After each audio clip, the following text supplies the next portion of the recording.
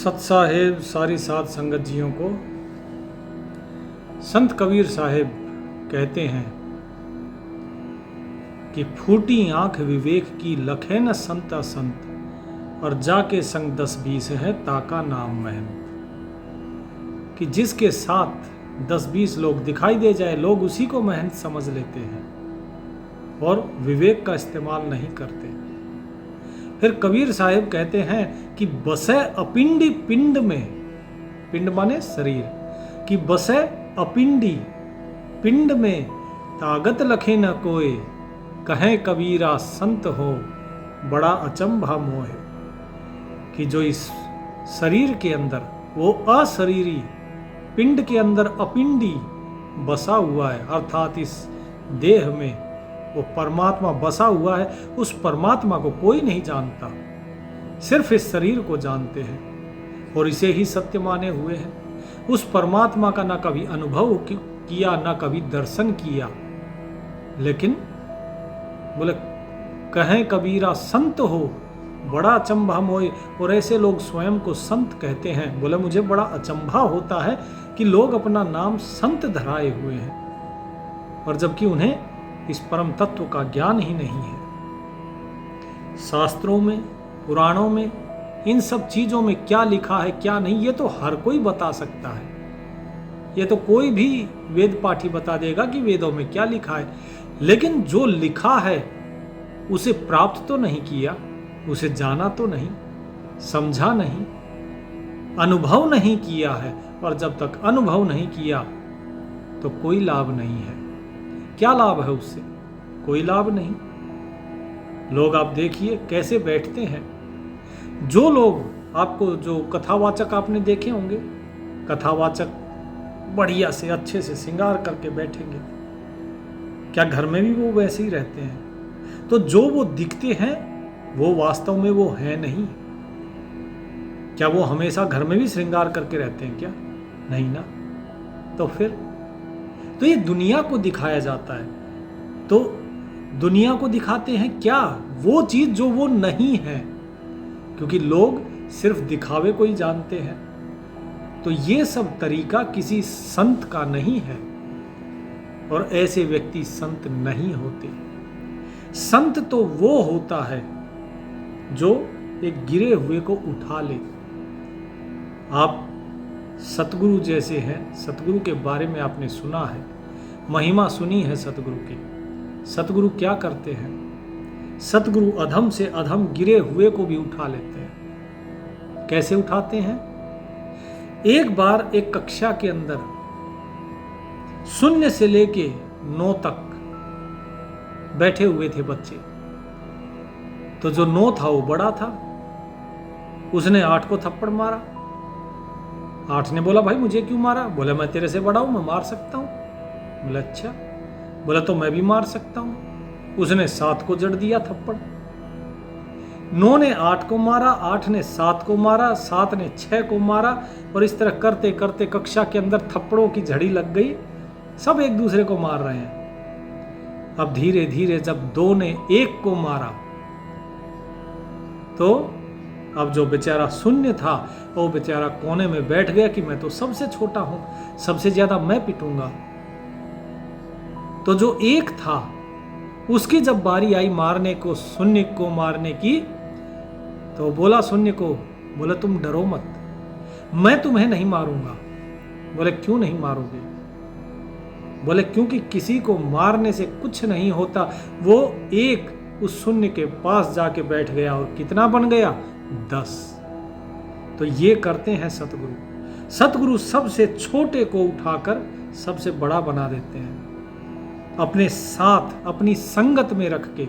ये संगति का असर है कि 1 के साथ रहकर 0 10 बन जाता है। यदि उस 1 की संगति नहीं करी तो कितनों की संगति कर लो, फिर 0 0 ही रह जाएगा। 0 जब 1 के पीछे बैठेगा तो उसकी कीमत होती है, अगर वो आगे रहेगा तो उसकी कोई कीमत नहीं। 1 के आगे 0 को लिख दीजिए तो 1 ही पढ़ा जाएगा, वो 10 नहीं पढ़ा जाएगा। जब वो पीछे रहेगा उससे, अर्थात जब 1 का अनुसरण करेगा, जैसा एक बताता है वैसा पालन करेगा तो वो 10 बनेगा। तो ये तरीका है सतगुरु का, कि सतगुरु किस प्रकार एक छोटे से छोटे को भी, अधम से अधम को भी बड़ा बना देते हैं, महान बना देते हैं, भक्त बना देते हैं। पापी व्यक्ति को भी वो सज्जन बना देते हैं, भक्त बना देते हैं। लेकिन क्या ऐसे ही बन जाता है? उसके लिए परीक्षाएं होती हैं। जिस प्रकार आजकल नाम दान दिया जाता है, ऐसे पहले नाम दान नहीं दिया जाता था। सतगुरु कभी ऐसे नाम दान नहीं देते। सतगुरु भेद बताते हैं, भेद की वाणी बताते हैं, लेकिन वो भेद की वाणी तब बताई जाती है जब व्यक्ति उसके लायक हो जाता है। जो ये नामदान आपको दिया जाता है, जो नामदान दिया गया है, ये नामदान अलग है, और सतगुरु जो आपको भेद बताते हैं वो अलग है, और वो ऐसे नहीं होता। उसके लिए व्यक्ति को उसके लायक बनना पड़ता है, साधु की संगत करनी पड़ती है। जैसे ऋषि सुखदेव जी, सुखदेव मुनि जो थे वो गर्भ योगेश्वर कहते हैं। 12 वर्ष माता के गर्भ में रहे, और 12 वर्ष के बाद जब निकले तो अपनी ओल नाल साथ में लेके और चल दिए। पिता वेद व्यास बुलाते रहे। अब समझिएगा इस घटना को कि किस प्रकार से सतगुरु जो है एक व्यक्ति को, एक शिष्य को कैसे महान शिष्य और सच्चा शिष्य बनाते हैं। हम सभी जो हैं नामदान लिए हुए हैं, लेकिन क्या सिर्फ नामदान से हम अधिकारी हो जाते हैं उस ज्ञान के? क्यों हमें ज्ञान नहीं मिलता? वो ज्ञान इसलिए नहीं मिलता क्योंकि हम सच्चे नहीं हुए हैं। और सच्चे बनने का तरीका क्या है? वो सच्चे बनने का तरीका आज आपको बताया जा रहा है। अब ध्यान से सुनिएगा इस सच्चे बनने के तरीके को। सबसे पहले ये इस राजा जनक और मुनि सुखदेव की जो कथा है उसके माध्यम से एक एक चीज आप समझते जाएंगे तो आपको पता लगता जाएगा कि किस प्रकार एक भक्त सच्चा भक्त बनता है। क्योंकि जब आप सच्चे बनते हैं तभी आपको सतगुरु की प्राप्ति होती है, अन्यथा सतगुरु की प्राप्ति नहीं होती। अभी आपको यहाँ पर यह भी पता लगेगा एक आम गुरु और एक सच्चा गुरु दोनों का भेद क्या है। कैसे पता लगता है कि ये सच्चा गुरु है? तो सुखदेव मुनि जब वैकुंठ गए तो क्या कहते हैं साहिब कि बिना गुरु के सुखदेव मुनि वैकुंठ गए तो उनको वहां से वापस फेर दिया। ठीक है। गर्भ योगेश्वर गुरु बिना लागा हरि की सेव, कहें कबीर वैकुंठ से फेर दिया सुखदेव। बिना गुरु के लग गए भक्ति में तो वैकुंठ में बोला भाई एंट्री नहीं है तुम्हारी, कहां से आए हो, कौन है गुरु तुम्हारा? यहां पर आने के लिए मोहर चाहिए। किसकी? जिस तरह वीजा पासपोर्ट होता है ना, कहीं जाते हो तो मोहर चाहिए कि भाई हाँ ये देखो हमें परमिशन मिली है, हम जा सकते हैं। अब सुखदेव मुनि जी चल दिए। गुरु जी कौन है? बोले जी पता नहीं। कौन है सतगुरु? पता नहीं। कैसे आ गए? नहीं अंदर आ सकते हो। नहीं आए, वापस भेज दिया उनको। वापस पहुंचे अपने पिता वेदव्यास जी के पास, जिन्हें भगवान वेदव्यास कहते हैं। भगवान कहा जाता है वेदव्यास जी को कि जो 24 अवतार थे, गौण अवतार विष्णु जी के, उनमें वेदव्यास जी भी हैं। लेकिन वो भी ज्ञान नहीं दे पाए। क्या कहा कि तुम्हें सच्चे गुरु की जरूरत है, और वो गुरु मैं नहीं हो सकता। क्यों नहीं हो सकता? अब देखो मैं सत्संग में क्या बताता हूं आप लोगों को कि माता पिता जो है सबसे बड़े गुरु वही हैं। लेकिन ये सारी चीजें कब तक हैं? ये तब तक है जब तक आप सांसारिक इस परिवेश में हैं। जहां आध्यात्मिक मार्ग पे चलना होता है वहां सतगुरु दूसरा होता है, वहां माता पिता नहीं होते। क्योंकि माता ममता की रस्सी है और पिता अहंकार का प्रतीक है। माता पिता कभी नहीं चाहेंगे कि आप अध्यात्म मार्ग पे आप जाएं, आप संन्यास मार्ग पे जाएं। उनको भय रहता है कि भाई कल को मेरा बच्चा अगर छोड़ के चला गया तो कौन करेगा हमारी सेवा, बुढ़ापे में कौन करेगा। तो ये सारी चीजें सुखदेव मुनि को भगवान वेदव्यास ने समझाई कि हम तुम्हारे गुरु नहीं हो सकते हैं, आप राजा जनक के पास जाओ, जनक विदेह के पास जाओ। सुखदेव मुनि जी बोले क्या सिखाएगा? अरे जो 24 घंटे अपने राज नर्तकियों से घिरा हुआ हो, विलास आमोद प्रमोद में जो व्यस्त हो, वो भला क्या ज्ञान देगा। तो वेदव्यास जी ने कहा कि बेटा तुम जाओ, और वहां पर जाने के बाद तुम्हें पता लगेगा कि मैं तुम्हें क्यों भेज रहा हूं। तो जब सुखदेव मुनि जी सोचते विचारते पहुंचे वहां पर राजा जनक के पास, तो राजा जनक ने कहा कि भाई अपना जो भी सामान है ताम झाम वो पोटली में था, बोले ये डंडा पोटली बाहर रख दो, आ जाओ। 2 दिन प्रतीक्षा कराई, 2 दिन। तो 2 दिन प्रतीक्षा कराने के बाद राजा जनक से मिलने का नंबर आया, तो बोले इतना कोई प्रतीक्षा कराता है क्या? तो द्वारपाल ने कहा कि तुम भाग्यशाली हो, यहाँ लोग महीने महीने प्रतीक्षा करते हैं मिलने के लिए, तुम तो भाग्यशाली हो कि 2 ही दिन में नंबर आ गया। बोले अच्छा। बोले चलो भाई अब मिल लेते हैं, देखते हैं क्या है। अब मिले। राजा जनक ने कहा हाँ भाई कैसे आना हुआ? बोले महाराज मेरे पिताजी ने भेजा है कि आपको गुरु बनाना है। बोला गुरु तो चलो ठीक है, लेकिन परीक्षा होगी। बोला ठीक है जी, परीक्षा दे दूंगा, कोई दिक्कत नहीं है। इतने में बाहर से द्वारपाल भगा आया। बोला महाराज नगर में आग लग गई, बहुत भीषण आग लगी है।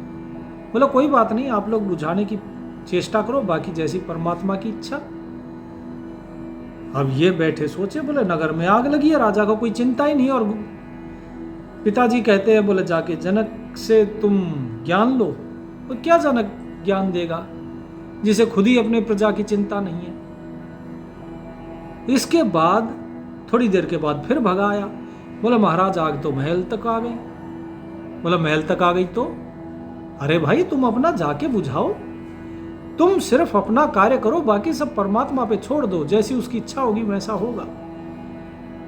अब ये जो है इसको और ये हो गया। बोला भाई आज तो मूर्ख से पाला पड़ गया, कहाँ ये जनक और क्या ज्ञान देगा मुझे। अंत में फिर दोबारा भागा आया द्वारपाल और कहा महाराज अब तो राजप्रसाद में अग्नि आ गई है, आग इतना भयंकर रूप ले लिया, पूरे महल को घेर लिया है, अब क्या किया जाए। तो सुखदेव मुनि उठकर भागने लगे। राजा जनक ने कहा कि कहाँ जा रहे हो बटुक, बैठो।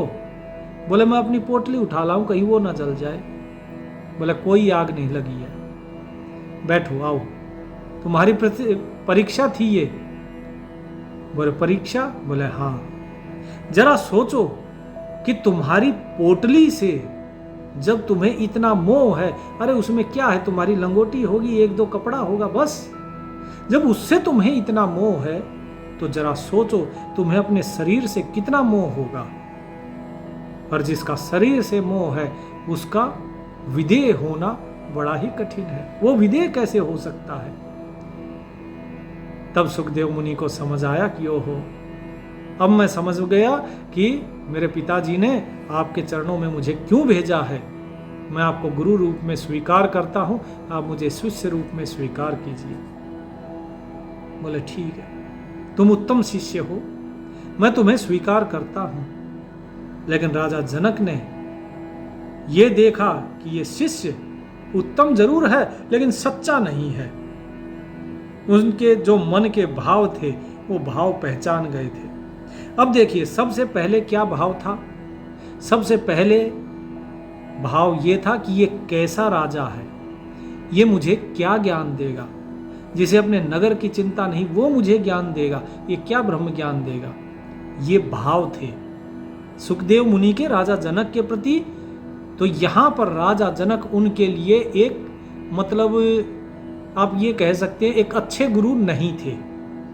ठीक है, यहां तक वो गुरु नहीं करना चाहते थे। लेकिन जब उनको ये पता लगा कि मेरी परीक्षा हो रही है, तब उन्होंने उनको स्वीकार किया अपना गुरु। अब यहां तक सिर्फ गुरु ही स्वीकार किया है, जनक तो जनक ही हैं, लेकिन पहले वही जनक एक अच्छे गुरु नहीं थे, एक अच्छे राजा नहीं थे उसकी नजर में, लेकिन अब सुखदेव मुनि की नजर में वो एक अच्छे गुरु और अच्छे राजा भी हैं। इसके बाद राजा जनक ने सुखदेव जी को बुलाया। वो नहा रहे थे, स्नान कर रहे थे। उन्होंने कहा कि वहां से गर्म पानी लेकर आ जाओ। सुखदेव मुनि जी गए और गर्म पानी को लाने लगे, लेकिन उनके मन में शंका थी कि इन्हें विदेह कहते हैं, क्यों कहते हैं, ऐसा क्या है इनके अंदर। तो वो गए, उन्होंने उस पतीले को उठाया, बहुत ज्यादा गर्म था, तो उन्होंने छोड़ दिया एकदम से, हाथ जले उनके। तो उन्होंने कहा कोई बात नहीं, कपड़े से उठा लो। कपड़े से उठा के ले आओ। कपड़े से उठा के लाए और लाकर वो पतीला रख दिया, और उसी से ही गर्म पानी से ही राजा जनक नहाने लगे। सुखदेव मुनि ने कहा कि इसके अंदर बहुत उबल रहा है, ये पानी आपको जला देगा। बोले ठीक है, तुम डालो। जिस पानी में हाथ नहीं डाला जा रहा था, उसी पानी को राजा जनक के ऊपर डाला सुखदेव मुनि ने, और राजा जनक आराम से नहाए। तो बड़ा आश्चर्य हुआ सुखदेव मुनि को कि ऐसा कैसे। तो राजा जनक ने कहा कि जब तक तुम्हें इस देह की आसक्ति है, तब तक तुम्हें इस देह का दुख है। इस देह के ऊपर होने वाले जितने कष्ट हैं, जितने अनुभव हैं, वो सब तुम्हारे हैं। लेकिन जब इस देह का मोह त्याग दोगे तो तुम्हें न अग्नि जला पाएगी, न जल भिगो पाएगा। तुम्हें इस देह के ऊपर होने वाले किसी भी अनुभव का कोई भान नहीं होगा। जिस प्रकार तुम्हारा वस्त्र है, इस वस्त्र से जब तुम्हें मोह होगा तो इसके फटने पे तुम्हें दुख होगा, इसके मैला होने पे तुम्हें दुख होगा। लेकिन यदि तुम इसको उतार कर रख देते हो, इससे कोई मोह नहीं, फिर ये जले कटे कुछ भी हो, क्या आपको दर्द होगा? आपको कोई दुख नहीं होगा, क्योंकि आपका उससे कोई प्रेम ही नहीं, कोई मोह ही नहीं। तो अपने शरीर से ये जो मोह है तुम्हारा, इस मोह को दूर करो। धीरे धीरे कैसे एक सच्चे शिष्य के रूप में ढाला जाता है, वो चीज यहां पर अब राजा जनक कर रहे हैं सुखदेव मुनि के साथ। इसके बाद फिर क्या कहा उन्होंने कि देखो, तुम उत्तम शिष्य हो, तुम्हारा शरीर के अंदर बड़ा मोह है, फिर भी मैं तुम्हें ज्ञान दूंगा। जिस ज्ञान की तुम्हारी कमी थी, जिसके कारण तुम वैकुंठ में प्रवेश नहीं कर पाई, वो ज्ञान मैं तुम्हें दूंगा। लेकिन एक परीक्षा और लेनी है। बोले ठीक है, मैं परीक्षा के लिए तैयार हूं। इस बार राजा जनक ने पहले ही बता दिया कि मैं तुम्हारी परीक्षा ले रहा हूं। करना क्या है? एक कटोरा लिया, पानी का भरा, एक भी बूंद छलकनी नहीं चाहिए, एक भी बूंद। बोले ठीक है। बोले जाओ इस राज्य के चक्कर लगा के आओ। राजा जनक ने पहले ही राज्य में जगह जगह पे अनेकों अनेक कार्यक्रम रखे। कहीं नट हैं, कहीं खिलौने हैं, कहीं कोई तमाशा हो रहा है, कहीं कोई तमाशा हो रहा है, अनेकों अनेक तमाशे चल रहे हैं। और उसके बीच से सुखदेव मुनि को गुजरना है, वो पानी का कटोरा लेके। एक बूंद छलकने नहीं देनी, अगर बूंद छलक गई फिर मैं तुम्हें ज्ञान नहीं दूंगा, राजा जनक ने स्पष्ट कर दिया था। लेकिन सुखदेव मुनि को अब भरोसा हो चला था कि जो व्यक्ति, जिसका परमात्मा पर इतना यकीन है, जिसका अपनी देह से कोई मोह नहीं है, वो व्यक्ति साधारण व्यक्ति नहीं हो सकता। ये गुरु बनाने के लायक है, ये मेरे लिए उत्तम गुरु हैं, मुझे इनसे शिक्षा लेनी ही है। और बस यही कारण था कि सुखदेव मुनि को अब वे गुरु नहीं, अब उनके अंदर एक उत्तम गुरु नजर आने लगा था। धीरे धीरे वो लेकर चले कटोरा। एक बूंद भी उन्होंने कटोरे से छलकने नहीं दी। पूरे राज्य में घूम के आ गए, भ्रमण करके आ गए। जितने नाटक चल रहे थे, जितने तमाशे चल रहे थे, जितने कलाकार थे, जितने बाजार था, सारी अनेकों अनेक चीज़ें वहाँ पे मन को लुभाने वाली थी, उन सब के बीच से होते हुए राजा जनक के पास पहुँचे। राजा जनक ने देखा कि एक बूंद भी नहीं छलकी है पानी की। बोले वाह वाह सुखदेव मुनि जी, वाह, आप जैसे उत्तम शिष्य को पाकर मैं धन्य हुआ। अब मुझे ये बताइए कि आपने रास्ते में क्या क्या देखा। बोले महाराज, मैं क्या देखता, मेरा तो ध्यान कटोरे के ऊपर था, इसके जल के ऊपर था कि एक बूंद भी अगर छलक गई तो आप जैसे गुरु को मैं खो दूंगा। उस भय से मैं इधर उधर देख ही नहीं पाया। राजा जनक बोले कि बस यही चीज है, जिस प्रकार तुम्हें मेरे को खोने का भय था कि मैं अपने गुरु को खो दूंगा, इस भय के कारण तुम्हारा मन सिर्फ और सिर्फ इस कटोरे में लगा रहा, ठीक इसी प्रकार तुम्हें अब अपने इस आत्म तत्व में मन लगाना है, अपने श्वास श्वास में सुमिरन करना है। याद रखना, अगर एक भी श्वास चूक गया तो उस परमात्मा को नहीं पा पाओगे। ये भय उन्होंने बैठा दिया उनके मन में कि वैकुंठ में तुम्हारा प्रवेश नहीं हो पाएगा अगर इसके अंदर से तुम्हारी एक श्वास भी अगर बेकार चली गई तो। वो जंगल में गए उनके साथ और ले जाके एक बरगद के पेड़ के नीचे बैठाया। बोले यहां बैठो और यहां बैठ के अपना भजन करो, यहां बैठ के सुमिरन करो, उस परमात्मा का नाम सुमिरन करो, ध्यान लगाओ। अब इन्होंने ध्यान लगाना शुरू किया। बोले मैं स्वयं आऊंगा, जब तुम्हारा ध्यान पूर्ण होगा या तो तब तुम आना या फिर मैं स्वयं आऊंगा तुम्हारे पास। बोले ठीक है। राजा जनक वापस चल दिए। अब लगभग 2-3 महीने के बाद, 2-3 माह जब बीत गए, राजा जनक ने एक औरत को राख का तसला जो होता है ना, वो देकर, टब जिसे बोलते हैं, राख का टब देके और उसे भेजा कि जाओ वहां पे फलानी फलानी जगह सुखदेव मुनि तपस्या कर रहे हैं, नाम सुमिरन कर रहे हैं, ये राख उसके ऊपर डाल के आ जाओ। और कुछ नहीं कहना उसको, बस वो जो भी बोले वो ध्यान से सुनना और मुझे बताना। अब ये गई, जाके इसने देखा कि वहां पे और लोग भी बैठे हैं। लोग देखे, बोले भाई ये तो तपस्वी मुनि है, कई दिन हो गई इसको, कई माह हो गई, ये ऐसे ही बैठे हैं ध्यान में। और ये आई और जाके उसके ऊपर डाली राख और मुड़ के चलने लगी। तो जितने लोग थे वो बोले तेरे अंदर अकल नहीं है, एक योगी के ऊपर तूने राख डाल दी, तेरे को शर्म नहीं आई, और कोई जगह नहीं मिली तेरे को। सुखदेव मुनि आंख खोलकर थोड़ा कड़वी नजर से उनकी तरफ देखते हैं, उस औरत की तरफ, और कहा यही जगह मिली, थोड़ा इधर उधर नहीं डाल सकती थी। वो चुपचाप वापस आ गई और उसने राजा जनक को बताया कि इस प्रकार जो वहां पर लोग बैठे थे उन्होंने कहा, और सुखदेव मुनि ने कहा कि कहीं दूसरी जगह तुझे नहीं मिली, यहीं डालना था, कहीं दूसरी जगह डाल देती, थोड़ा इधर उधर। बोले ठीक है तुम जाओ। इसका मतलब अभी साधक कच्चा है। थोड़े दिन के बाद फिर से उन्होंने एक औरत को बुलाया और उसको भी राख दी और ले जाके बोले उसके ऊपर डाल के आ जाओ और देखना क्या बोलता है। वो फिर से गई और जाके इस बार सुखदेव मुनि के ऊपर राख डाल दी। सुखदेव मुनि ने इस बार देखा उसकी तरफ तिरछी नजरों से, जैसे मानो उसको काफी बुरा भला कहना चाह रहे हैं, लेकिन वो अपने आप को रोक गए।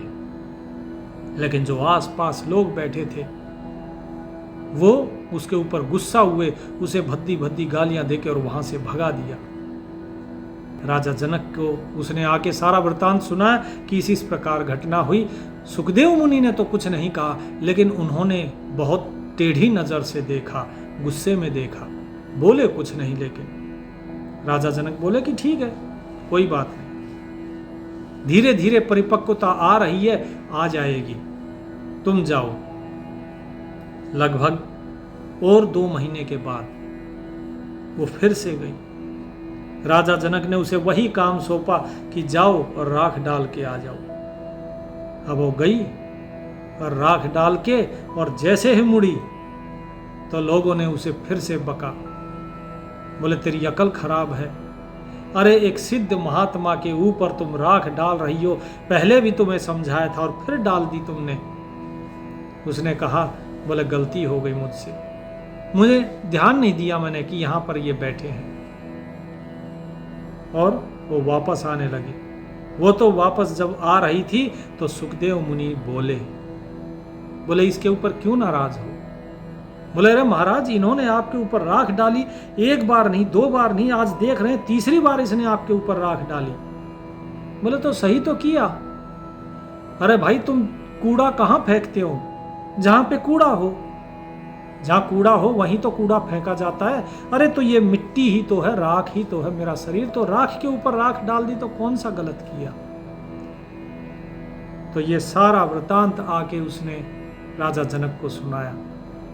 औरत को राजा जनक ने कहा कि अब तुम जाओ, अब मटका पक चुका है। तब वो गए राजा जनक और सुखदेव मुनि को कहा कि अब तुम पके हो, अब तुम सच्चे शिष्य बने हो, अब तुम्हारे अंदर का जो अहंकार था ये उसकी परीक्षा थी, उस अहंकार पर तुमने विजय पाई है। आओ, अब तुम्हें जो है वो ज्ञान दिया जाएगा, जिस ज्ञान के अब तुम अधिकारी हो, जिसके लिए तुम आए थे। तब राजा जनक विदेह जी ने सतगुरु बनकर ज्ञान दिया सुखदेव मुनि को। तो अब वही राजा जनक अब सतगुरु हो गए। राजा जनक तो वही हैं, राजा जनक वही है जो पहले, जिसके बारे में सुखदेव मुनि क्या सोचते थे कि ये भोग विलास में फंसा हुआ एक राजा है। फिर क्या समझा कि ये सच्चा गुरु नहीं है।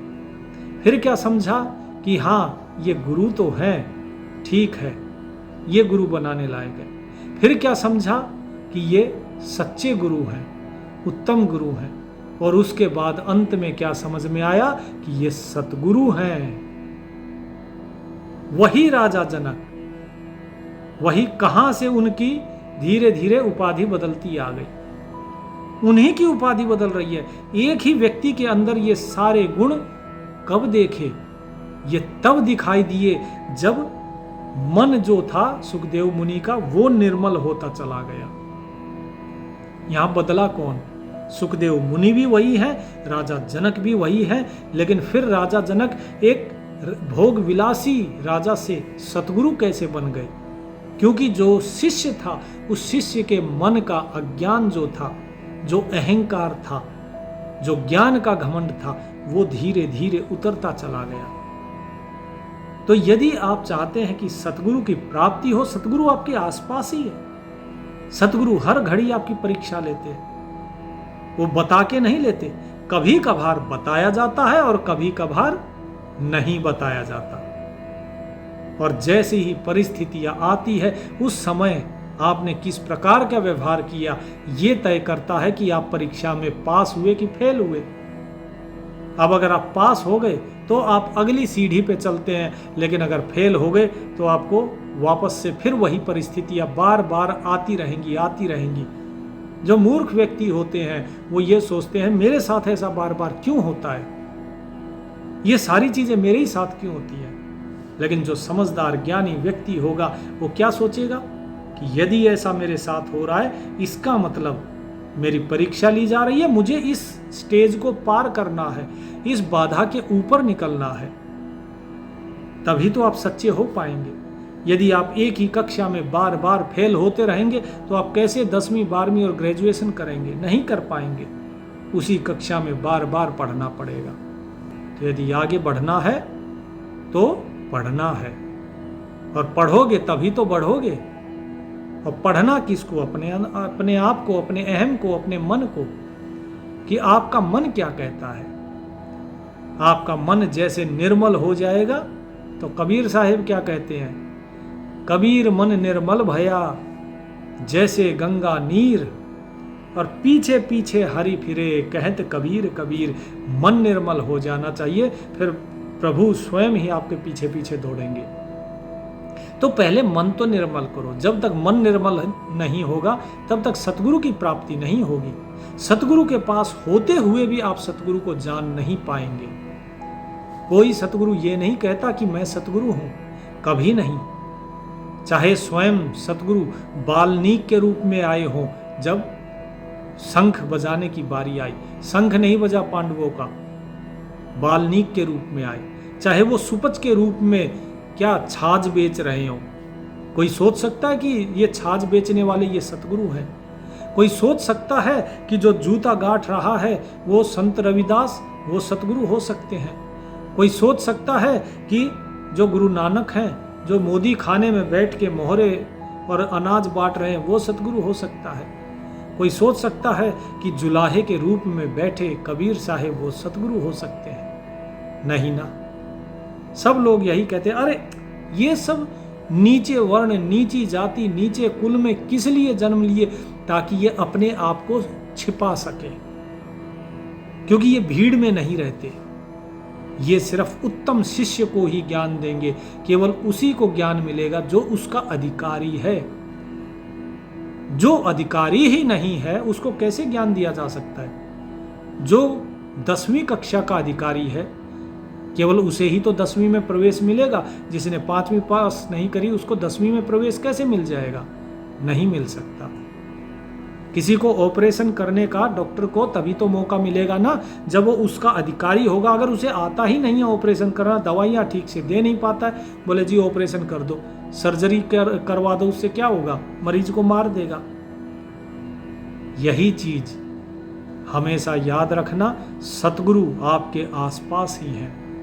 केवल आपको सच्चा होना है, और सच्चा तब हो पाओगे जब वो आपसे परीक्षा जब ले रहे हैं उस परीक्षा में पास होगे।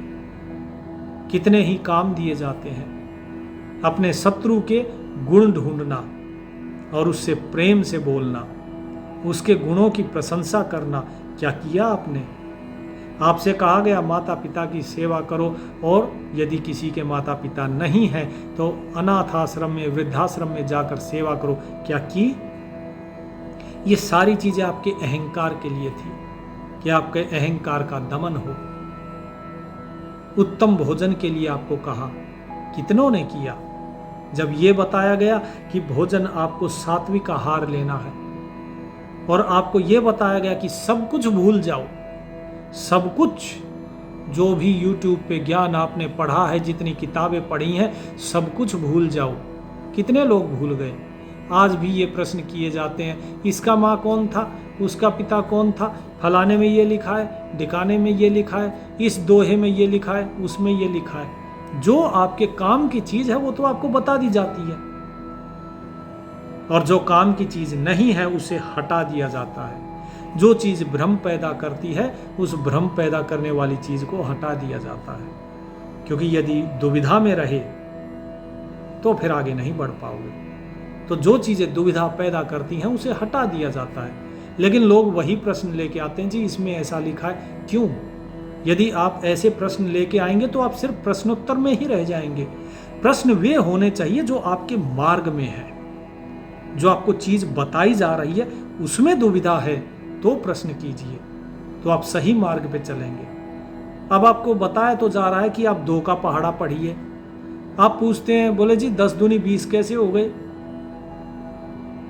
आपको अभी क्या बताया? 2 ढाई 20, 2 10 जा 20। आप पूछ रहे हैं 10 2 जा 20 कैसे हो गए? है तो दोनों ही 20। बोला नहीं जी यहाँ पे 10 2 जा 20 लिख रखा है, आप बता रहे हो 2 10 जा 20। तो पहले 2 10 जा 20 तो सीख लो, उसके बाद फिर आपको ये भी समझ में आ जाएगा कि 10 2 जा 20 क्यों होते हैं। पहले उसके मूल कारण को जानो। आप प्रश्न करो कि 2 10 जा 20 क्यों होता है, 2 ढाई 20 क्यों होता है, तो आपका प्रश्न है सही।